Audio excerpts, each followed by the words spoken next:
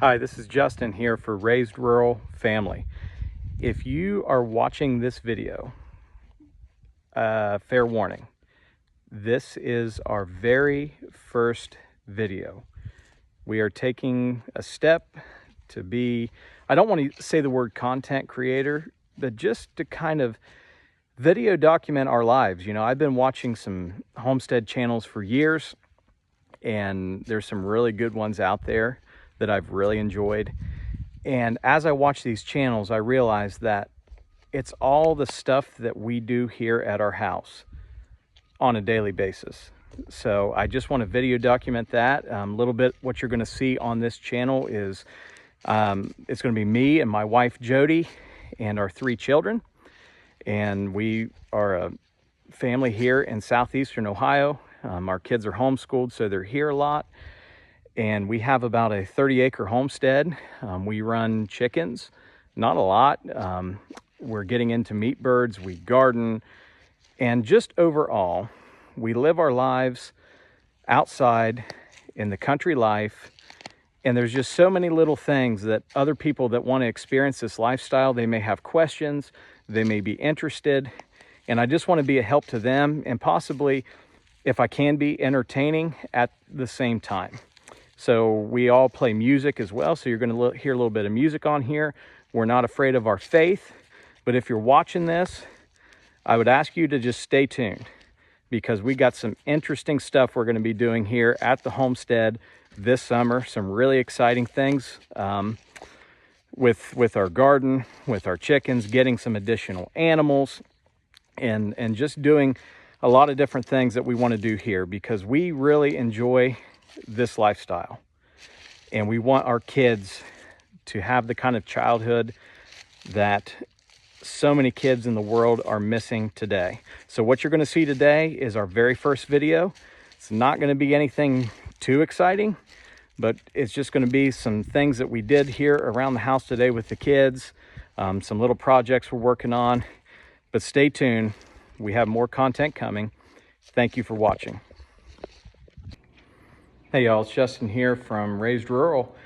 Let's talk about meat birds. So Cornish cross hens. This is the first time that we have tried to do meat birds. So we've been doing regular laying hens for about probably 4 years now.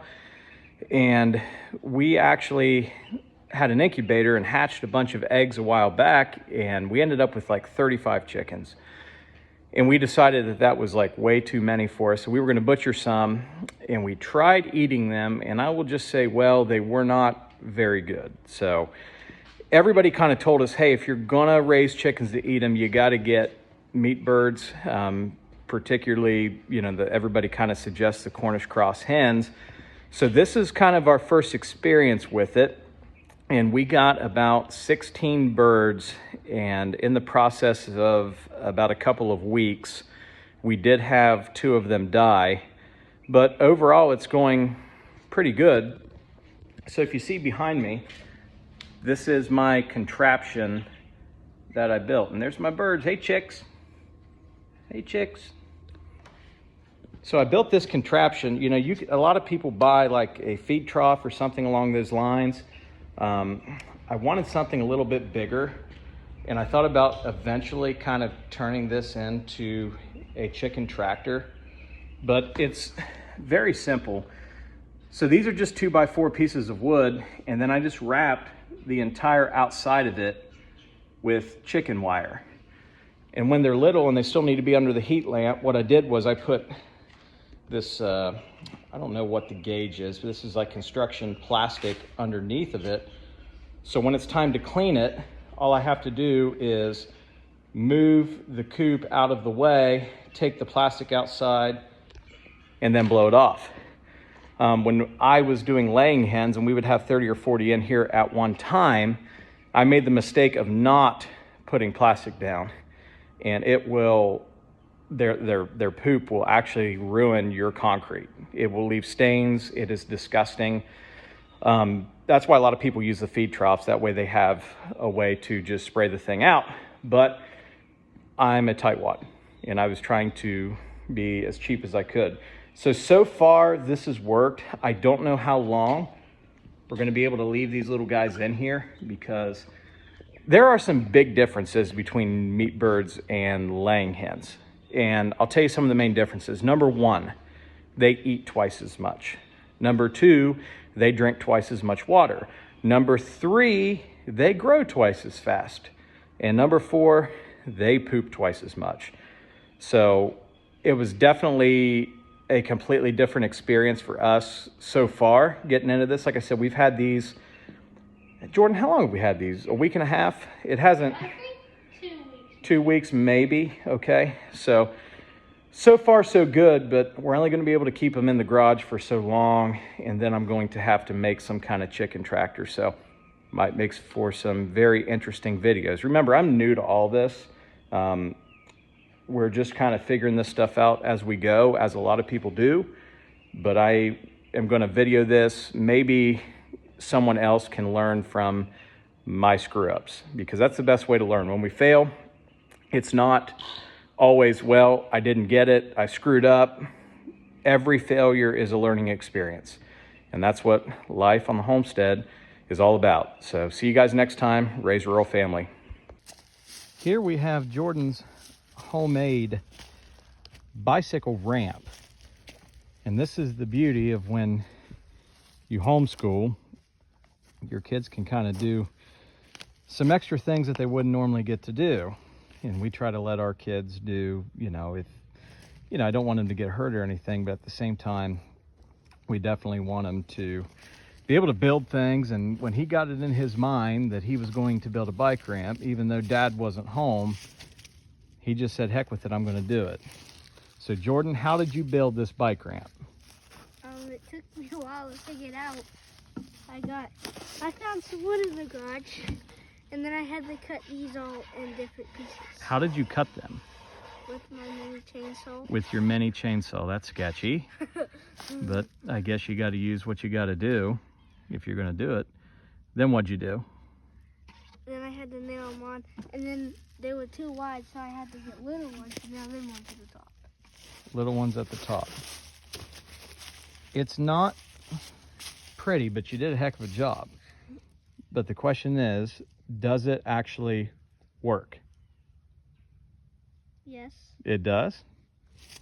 Well, I guess we're going to find out, aren't we? Do you think you could ramp over me? No, I don't think I could do that. You don't want to try it? I'd rather not. I'm just kidding. I don't want you to ramp over me. But you going to try it on a bigger hill? Where else would be a bigger hill? I don't know. There's bigger hills all over the place. Yeah, I think so. Think you could do it without getting hurt? Yeah. All right. Well, go get your bike. I want to see you. I want to video you from the other side hitting it. Okay. Back. Yeah, I hope you don't. Oh, that was fun. Yeah, was that good, bud? What? Did it work good? Yes. It was way better than yesterday. Yeah. So this is it. This is Jordan's bicycle ramp that he made all by himself with just a tiny little bit of help from Dad. It's not pretty, but it does work. All right, so try it again, bud. Go out there and hit it, and I'll kind of video you from down here. We'll see how high you actually get. Most people worry about their kids getting hurt, which we do, but at the same time, we kind of let them roll. I mean, they've got to learn how to be careful and how to do things, dangerous things, carefully. I think Jordan Peterson said that. All right, here he goes. Woo! You got some air that time. That was pretty good. Yeah. Does it work good? Yeah. Good. I need your help What do you need? fixing my handlebars. They bend forward. Fixing your I handlebars. need these super tight so it doesn't bend forward. Okay, we'll have to tighten it up in a minute. Here, hold this. So what I'll do is I'll kind of... All right, I'll have to loosen it in the garage.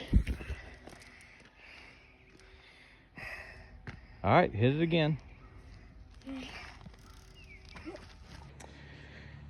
Another thing I like to do when it's 70 degrees at the beginning of March is start thinking about the garden. And this is the garden we had last year. It's kind of hard to tell, but it's about probably 60 by 45 feet all the way across. And what you see right here is where we had potatoes last year. We are probably 2 to 3 weeks out from planting potatoes right now, but the key to planting potatoes is you want to move it. So I think we're going to move it over there. Potatoes like fresh ground, and if you plant them in the same spot year after year after year, they won't do as good.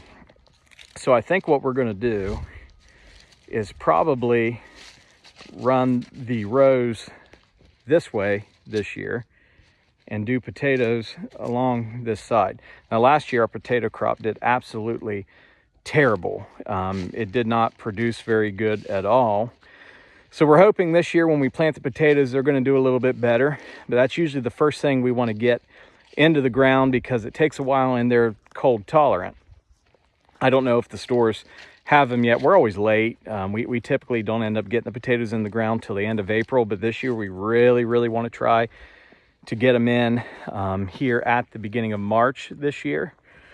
So that way they'll have time to grow. And the good thing is about potatoes, if you're looking for something to plant in your garden that the deer won't eat, they won't eat potatoes. Now they will dig up sweet potatoes, but they won't eat potatoes. So being the fact that we live out here in the middle of nowhere, we fight deer.